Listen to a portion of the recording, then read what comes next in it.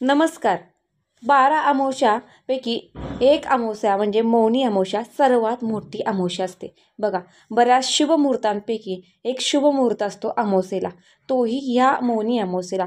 या अमावस्या दिवशी जर तुम्ही खास काही उपाय केले तर नक्कीच ती यशस्वी ठरतात आणि त्याचे शुभ असे आपल्याला फल मिळत असतात. तर बघा, याविषयी तुम्ही बरेचसे व्हिडिओ आपल्या चॅनलवरती पाहिले असतील, नसेल पाहिलं तर नक्की जाऊन पहा की बाबा अमावस्याला कुठे दिवा लावायचा, कसा लावायचा किंवा काय उपाय करायचे याविषयी तर सविस्तर मी व्हिडिओ बनवले आहेत. त्याचबरोबर जर अमावस्या दिवशी मौनी अमावस्येला जर तुम्ही हा शिव महादेवांचा जर तुम्ही मंत्र म्हणत असाल, जप करत असाल तर नक्कीच तुमच्या कुंडलीतील जो काल सर्पदोष आहे तो सुद्धा मुक्त होणार. आणि जर तुम्हाला कुठेही भीती वाटत असेल किंवा जे काही सकारात्मक गोष्टी घडत असतात आणि शिव महादेवांची कृपा आपल्यावरती प्राप्त होत असते. बऱ्याचशा गोष्टींसाठी हा मंत्र उपयुक्त आहे. तर आपण मंत्र कुठल्या गोष्टीसाठी म्हणायचा, कसा म्हणायचा, कुठे म्हणायचा याविषयी तर आपण सविस्तर माहिती पाहणारच आहोत. त्यासाठी व्हिडिओवरती अगदी शेवटपर्यंत बनून राहा. व्हिडिओला लाईक करा, शेअर करा, चॅनल आपले सबस्क्राईब करा. तसंच मौनी अमावस्येला मौन व्रत धारण केलं जातं. त्याचबरोबर बघा, तीर्थस्थानी नद्यांमध्ये स्नान करण्याला अत्यंत महत्त्व आहे. बघा, सध्या तर आपल्याकडे महाकुंभमेळा चालू आहे. हा 144 वर्षांनी हा महाकुंभमेळावा आयोजित केला आहे आणि हा महाकुंभमेळावा उत्तर प्रदेश येथील प्रयागराज येथे चालू आहे. अमावस्येला आपल्या भारतीय संस्कृतीत अनन्यसाधारण महत्त्व आहे. तसंच या दिवशी जर तुम्ही शिव महादेवांची जर पूजा करत असाल, गंगा स्नान करून पूजा करत असाल तर ते अत्यंत शुभ मानलं गेलं जातं बघा. आणि जर तुम्ही या दिवशी शिव भगवानांचा जर मंत्र जप करत असाल, तो मंत्र तुम्ही किमान 108 वेळा अगदीच टाईम नसेल तर 11 वेळा तरी तो मंत्र तुम्ही जप केल्यानं मानसिक आजार तर तुमचे कमी होतात. त्याचबरोबर जीवनात समस्या ज्या आपल्या बघा, प्रत्येक मनुष्य जीवनामध्ये काही ना काही समस्या अडचणी असतात, त्यासुद्धा मार्गी लागतात. सर्व देवाती देव महादेव बघा, सर्व देवात महान असे महादेव आहेत. तर त्यांची तुम्ही पूजा करताय आणि त्यांचा मंत्र जप करताय तर महादेव नक्कीच तुमच्यावर प्रसन्न होतात. आणि तुमचा जो कुंडलीत काही बघा, कोणाच्या ना कोणाच्या कुंडलीमध्ये नक्कीच काल सर्पदोष असतो आणि या काल सर्पदोषाची शांतीसुद्धा केली जाते. आणि बरेचसे ज्याला काल सर्पदोष आहे त्याला बघा, बऱ्याचशा अडीअडचणी येतात किंवा सापांची वगैरे भीती वाटू लागते. तर तुम्ही हा घरच्या घरी हा उपाय नक्की करा. बघा, तुम्हाला उपाय फक्त अगदी साधा आणि सोपा आहे. तर तुम्हाला स्नान करून, गंगा स्नान करून किंवा सकाळच्या वेळी स्नान करून तुम्हाला शिवमंदिरामध्ये जायचं आहे. आणि शिवमंदिरामध्ये जाऊन तुम्हाला हा जो मी 3 मंत्र सांगणार आहे, हे 3 मंत्र तुम्हाला 108 वेळा म्हणायचे आहे.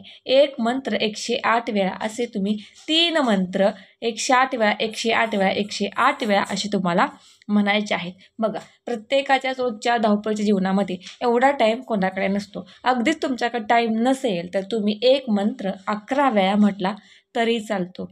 पण किमान तुम्ही कमीत कमी 11 वेळा तरी हा मंत्र म्हणायचा आहे. आणि अगदीच बघा, आपल्याला कुठल्या ना कुठल्या गोष्टीचं फळ पाहिजे आहे किंवा कुठल्या आपल्या अडचणी आहेत तर तुम्ही आवर्जून टाईम काढा आणि हा मंत्र जर 108 वेळा म्हणत असाल तर नक्कीच त्याची तुम्हाला फलप्राप्ती मिळते आणि नक्कीच तुम्हाला त्याचे अनुभव येतील. बघा, सर्वात देवात महादेवा श्रेष्ठ आहेत आणि महादेवाला तुम्ही जेवढे उपाय करता, सेवा करता, तेव्हा नक्कीच महादेव तुमच्या इच्छा पूर्ण करत असतात. आणि महादेवांची शिव भगवानांची तुमच्यावरती कृपा होत असते. खास करून म्हणजे लग्नासाठी बघा, विवाह जमत नसेल, विवाह योग येत नसतील तर त्या व्यक्तीने सुद्धा महादेवाची पूजा केल्याने, काय महादेवांना उपाय केल्याने सुद्धा खूप चांगले फायदा होतो किंवा विवाह योग जुळून येतो, मनासारखा जीवनसाथी जोडीदार मिळत असतो.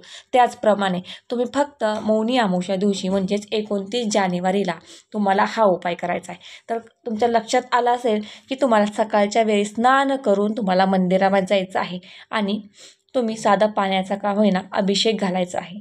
दुधाचा घातला ठीक आहे, पण काहीच नसेल तर तुम्ही साध्या पाण्याचा अभिषेक घाला. आणि मी पुढे तुम्हाला 3 मंत्र सांगत आहे, ते 3 मंत्र तुम्हाला 108 वेळा जप करायचा आहे. तर ते 3 मंत्र कोणते आहेत ते तुम्हाला सांगते. त्यातील पहिला मंत्र ओम नमः शिवाय.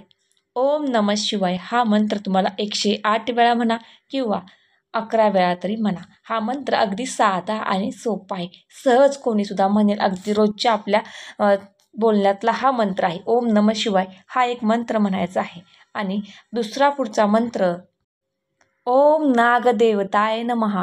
ओम नागदेवताय नमः. ओम नागदेवताय नमः हा दुसरा मंत्र आहे. या मंत्राची सुद्धा आपल्याला 108 वेळा मंत्र म्हणायचा आहे किंवा कमीत कमी 11 वेळा तरी हा मंत्र म्हणायचा आहे. आता पाहूया तिसरा मंत्र. तिसरा मंत्र ओम पशुपताय नमः. ओम पशुपताय नमः हा तिसरा मंत्र आहे. तर हे तिन्ही मंत्र आपल्याला शिवभगवानांच्या मंदिरामध्ये जाऊन अभिषेक घालून ह्या मंत्राचं जप करायचं आहे. त्याचबरोबर तुमची काय इच्छा आहे तीसुद्धा बोलायची आहे. आणि समजा तुमच्या कुंडलीमध्ये काळ सर्पदोष असेल तर तो तुम्हाला तिथे सांगायचा आहे, बोलायचा आहे. आणि त्याचबरोबर अजून दुसऱ्या काही समस्येसाठी सुद्धा करू शकता. बघा काही तुमच्या अडीअडचणी असलेल्या समस्या त्यासाठी सुद्धा तुम्ही या मौनी अमावस्येला बघा शुभ मुहूर्तांपैकी एक मुहूर्त असतो. या मौनी अमावस्ये दिवशी खास करून तुम्ही हा उपाय करा.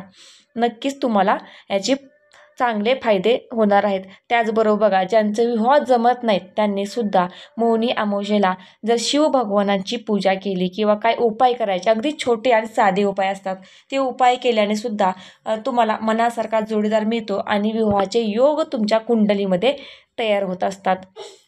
तर कोणत्या कुंडलीमध्ये विवाहाचे योग आहेत, कुठल्या राशींना विवाहाचे योग आत्ता चालू आहेत त्याविषयी तर आपण एक सविस्तर व्हिडिओ बनवला आहे. तो तुम्ही जाऊन चॅनलवरती नक्की पाहू शकता किंवा अजून पाहू शकता. त्याचबरोबर मी अजून पुढच्या व्हिडिओमध्ये मौनी अमावस्येला कुठले उपाय केल्याने की विवाह योग जुळून येतील किंवा मनासारखा पती मिळेल, जीवनसाथी मिळण्यासाठी किंवा पत्नी मनासारखी मिळण्यासाठी त्यावरती सुद्धा व्हिडिओ बनवणार. त्यासाठी चॅनल आत्ताच सबस्क्राईब करून ठेवा.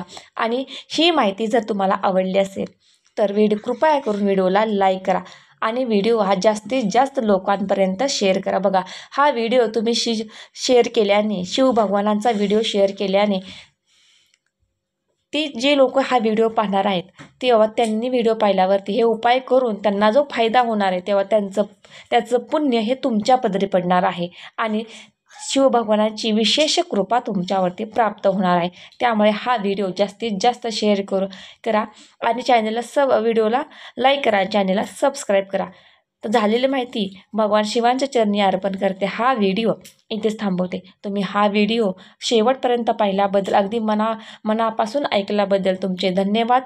शिवभगवान तुमच्या सर्व इच्छा अपेक्षा पूर्ण करू ही शिवांचरणी प्रार्थना करते. आज मी इथेच थांबते. भेटूया पुढच्या एका नवीन व्हिडिओत नवीन माहितीसोबत. तोपर्यंत आनंदी राहा आणि आपले छान छान व्हिडिओ पाहत राहा.